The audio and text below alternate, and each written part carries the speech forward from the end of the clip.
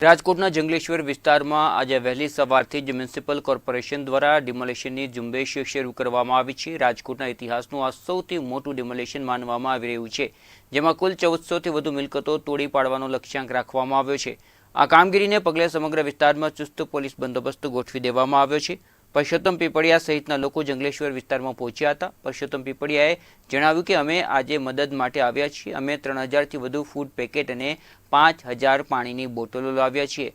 જરૂરતમંદ લોકોને મદદ થાય એટલું કરીશું। હજી ખાસ વાત કરવામાં આવે તો સૌરાષ્ટ્રનું આ સૌથી મોટું ડિમોલેશન છે તે કહેવામાં આવી રહ્યું છે ને લગભગ 1400 જેટલા જે મકાનો છે કે જે ટીપી રોડ વચ્ચે આવી રહ્યા છે, આ તમામ મકાનોનું ડિમોલેશનની પ્રક્રિયા છે તે હાથ ધરવામાં આવી રહી છે।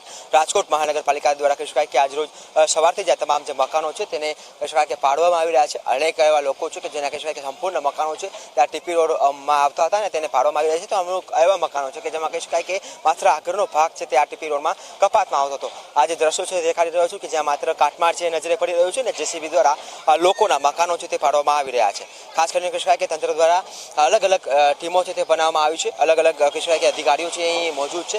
એ રાજકોટ મહાનગરપાલિકાની ટીમ હોય, પોલીસ તંત્રની ટીમ હોય, પીજીવીસીની ટીમ હોય, તમામ અલગ અલગ જે ટીમો છે તે અહીં કાર્યરત છે ને લગભગ ટોટલ કહી શકાય કે 2000 કરતાં વધારે અધિકારીઓ અને કર્મચારીઓ અહીં ફરજ ઉપર તૈનાત છે। તે ઉપરાંત કહી શકાય કે એસઆરપીની ટીમો પણ અહીં કાર્યરત છે। કોઈ પણ પ્રકારનો બનાવ ન બને તે માટે તમામ લોકોને કહી શકાય કે સ્ટેન્ડ બાય રહેવા માટેની સૂચના છે તે આપવામાં આવી છે। અને ખાસ કરીને જે અધિકારીઓ છે, પોલીસનો કાફલો છે તે પણ અહીં નજરે પડી રહ્યો છે કે મોટી સંખ્યામાં અહીં પોલીસનો કાફલો છે તે પણ અહીં તૈનાત છે અને હાલ અત્યારે તેમના દ્વારા કહી શકાય કે બંદોબસ્ત છે તે કરવામાં આવી રહ્યું છે। એટલે તમામ જે જંગલેશ્વરનો જે વિસ્તાર છે ત્યાં પોલીસ દ્વારા બેરિકેડ મૂકી દેવામાં આવ્યું છે અને તમામ જગ્યાઓ પર ચુસ્ત બંદોબસ્ત છે તે હાલ પોલીસના અધિકારીઓ અને કર્મચારીઓ દ્વારા રાખવામાં આવી રહ્યું છે। તે ઉપરાંત ખાસ કરીને કહી શકાય કે અલગ અલગ જગ્યાઓ પરથી જે સામાજિક સેવા કરતા લોકો છે તે પણ અહીં લોકો વચ્ચે આવી રહ્યા છે ને તેમના દ્વારા સામાજિક સેવા છે તે કરવામાં આવી રહી છે। ખાસ કરીને જે આજે દ્રશ્યો છે દેખાડવા માંગીશ કે લોકો છે તે વાહનોમાં ફૂડ પેકેટ લઈને જે લોકોના મકાનો તૂટી રહ્યા છે તે લોકોને સહાય આપવા માટે, તે લોકોને પૂરતું ભોજન મળી રહે તે માટેની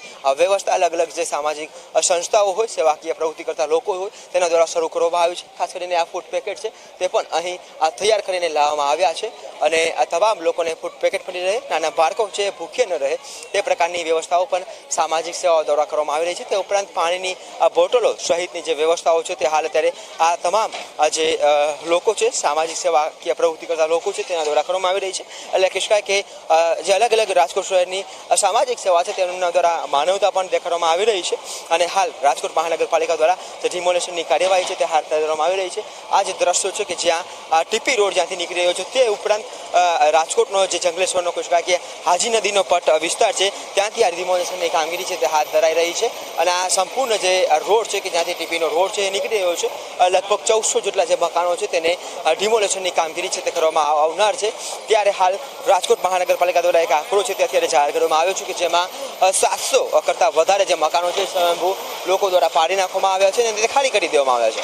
અન્ય જે મકાનો છે કે જે કહી શકાય કે લોકો દ્વારા માત્ર થોડોક વિસ્તાર કપાતમાં આવતો હોય તેની હાલ ડિમોલેશનની પ્રક્રિયા છે ચાલુ છે અને ખાસ કરીને આ જે દ્રશ્યો છે જેમાં દેખાડી રહ્યો છું કે હાલ આ ડિમોલેશન છે કરવામાં આવી રહ્યું છે। આ રાજકોટના શહેરનું સૌથી મોટું ડિમોલેશન છે કે જ્યાં જંગલેશ્વર વિસ્તારની અંદર કહી શકાય કે ટીપી રોડ અને નદીપટ વિસ્તારની અંદર લગભગ 1400 જેટલા જે મકાનો છે કે જેની ડિમોલેશનની પ્રક્રિયા છે તે હાથ ધરવામાં આવી રહી છે। તમામ વિસ્તારની અંદર કહી શકાય કે પોલીસનો કાફલો છે તે ખડકી દેવામાં આવ્યો છે। અલગ અલગ જગ્યાઓ પર કહી શકાય કે નાકાબંધી છે કરવામાં આવી રહી છે। બહારથી કોઈ વ્યક્તિ છે તે અંદર ન પ્રવેશ કરી શકે તે માટે ચુસ્ત પોલીસનો બંદોબસ્ત પણ રાખવામાં આવ્યો છે અને હાલ અત્યારે આજે દ્રશ્યો છે તેમાં દેખાડી રહ્યો છું કે બંને તરફ કહી શકાય કે ડિમોલેશનની કામગીરી છે તે કરવામાં આવી રહી છે। તો અમુક જગ્યાઓ પર કહી શકાય કે માત્ર જે રવેશ છે તે જ ડિમોલેશનમાં આવે છે, તે ઉપરાંત જે વિસ્તાર છે તે જીપી રોડમાં કપાતમાં નથી આવતો એટલે વિસ્તાર છે એ બચી જાય છે। ત્યારે ખાસ કરીને સામાજિક સેવા કરતા જે લોકો છે તે પણ અહીં છે, આપણે તેમની સાથે પણ વાતચીત કરવાનો પ્રયાસ કરીશું અને તેઓને પણ કહી શકાય કે જાણવાનો પ્રયાસ કરીશું કે તેઓ શું કરી રહ્યા છે। હાલ અત્યારે સેવાકીય પ્રવૃત્તિઓ છે ચાલી રહી છે। ખાસ કરીને કહી શકાય કે આ સામાજિક જે આગેવાનો છે તેમના દ્વારા સેવાકીય પ્રવૃત્તિ પણ કરવામાં આવી રહી છે। શું કહેશો, હાલ ડિમોલેશનની કામગીરી ચાલુ છે તે ઉપરાંત સાથોસાથ સેવાકીય પ્રવૃત્તિ પણ કરવામાં આવી રહી છે? હા, આજે જે કાંઈ મકાન પડી રહ્યા છે તેમને ત્યાં અત્યારે રાંધવાનું ને બધી બહુ મુશ્કેલો હોય તો અમે 3000 ફૂડ પેકેટો લઈને આવ્યા છે, 5000 પાણીની બોટલો લઈ અને આ વિસ્તારના જે કર્મચારી કાર્યરત છે અને આ વિસ્તારના લોકો માટે અમે વ્યવસ્થા કરી છે અને એ ગુરુદ્વારા દ્વારા તરફથી કરવામાં આવી છે અને 1,11,111 અમારા તરફથી અહીંના ગરીબ જેને ભાડું ન હોય તો અમે બધાને મળીને કુલ રકમ અમે 1,11,111 અમે સુપરત કરીશું. લોકો કઈ પ્રકારની પરિસ્થિતિનો સામનો કરી રહ્યા છે જે પ્રકારે લોકો કઈ પ્રકારની પરિસ્થિતિનો સામનો કરી રહ્યા છે જે પ્રકારે ડિમોલિશન હાથ ધરાય છે? આપ જોઈ રહ્યા છો લોકો કઈ પ્રકારની પરિસ્થિતિનો સામનો કરી રહ્યા છે. વિકાસ થવો જોઈએ, કોઈ ઇસ્યુ નથી. રોડ મોટા થવા જોઈએ, કોઈ ઇસ્યુ નથી. પરંતુ આ લોકોને પહેલાં જો સ્થાપન કરવામાં આવ્યું હોત ક્યાંક તો સોનામાં સુગંધ ભરે, પણ સ્થાપન કરવામાં આવ્યું નથી. દુઃખની લાગણી છે.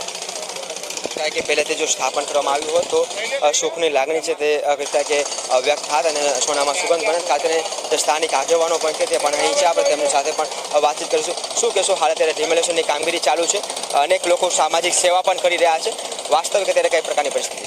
સાહેબ, વાસ્તવિકતા તો એ છે કે જંગલેશ્વરનો જ્યારે પાડવાની વાત આવી ત્યારે એક પણ વ્યક્તિએ પાડવાની ના નથી પાડી. બધા એમ કીધું કે ભાઈ તમારું જે કાયદેસર જો રોડ રસ્તા થતા હોય તો પાડવામાં અમે તૈયાર છીએ, અમારી ના નથી. સામે વાત એવી હતી કે અત્યારે રમજાન મહિનો ચાલુ છે, એટલે રમજાન મહિના માટે અમે માંગણી એવી કરી હતી કે રમજાન પછી જો તમે કહેશો અને જો અમને સમય આપશો તો તમારા બુલડોઝર કે તમારી તંત્ર લઈને આવવાની જરૂર જ નહીં પડે. અમે સ્વેચ્છાએ બધે પાડવા તૈયાર છીએ. જંગલેશ્વરની અંદર જે વાત કરીએ તો આ હોડ નંબરની અંદર જે આખો નદી કાંઠો પડે છે, આ રોડ આખો ટીપીનો નીકળે છે, એમાં હિન્દુ મુસ્લિમ એકતા સમિતિ બની છે. હિન્દુ મુસ્લિમ એકતા સમિતિના આગેવાનોએ મળીને એમ કીધું હતું કે બે એરિયામાં, હિન્દુ એરિયામાં અને મુસ્લિમ એરિયામાં અમે અમારી સ્વેચ્છાએ પાડી નાખશું, તમે અત્યારે અમને ટાઈમ આપો. અને હિન્દુ ભાઈઓ એવું કીધું છે કે મુસ્લિમ એરિયામાં તો ખાસ કરી અત્યારે અમને સમય આપો કે રમજાન માટે પાડી નાખશું. એટલે સ્વેચ્છાએ પાડવા બધા તૈયાર છે. તંત્રની સામે કોઈ વાત નથી, ઘર્ષણની કોઈ વાત નથી. વાત એ જ છે કે જે ગરીબ અને મજલૂ માણસો છે કે જે અત્યારે કંઈ પણ નથી કરી શકે એમ, એના માટે અમે સામે આવાસ યોજના અથવા તો કોઈ પણ શિફ્ટિંગ માંગ્યું હતું, તો એ પણ અત્યારે તંત્ર એમ કહે છે કે અમે ભવિષ્યમાં વિચારશું, હજી કોઈ એનો જવાબ નથી. એને કારણે લોકોમાં એક દુઃખની લાગણી છે, કારણ કે લોકો પણ માંગ તો બધાને લાગણી, દુઃખની લાગણી તો ફક્ત જંગલેશ્વરાને નહીં પણ જંગલેશ્વરથી બહારના જે લોકો છે કે જેની અંદર પહેલો જીવતો છે, જેને હિન્દુ મુસ્લિમની અંદર કે કોઈ છે નહીં, જે ફક્ત ને ફક્ત માનવતામાં જીવે છે, એવા લોકો બહારના લોકોને પણ દુઃખ તો છે કે ખરેખર ગરીબ માણસોની આ વસ્તી ઉજાડી અને આ તો વસ્તુ ખોટી જ થયું છે. અત્યારે જે વસ્તી છે જે ઉજાડવામાં આવી છે ને આજે ડિમોલેશનની કામગીરી હાથ ધરવામાં આવી છે તે ખોટી થઈ છે તે પ્રકારનો વ્યક્ત છે તે તમામ લોકો કરી રહ્યા છે. સાથોસાથ લોકો એ પણ માંગ કરી રહ્યા છે કે પહેલાં યોગ્ય પ્રકારનો જો રહેણાંક વિસ્તાર કરી આપ્યો હોય તો તમામ જે સ્થાનિક લોકો છે તે પોતે જ પોતાના મકાનો છે ખાલી કરી આપે તો તેઓ ડિમોલેશન કરી આપે, પરંતુ તંત્ર દ્વારા કહી શકાય કે તે સમય છે તે આપવામાં નથી આવ્યો અને ખાસ કરીને ડિમોલેશનની કામગીરી આજ રોજથી શરૂ કરવામાં આવી છે.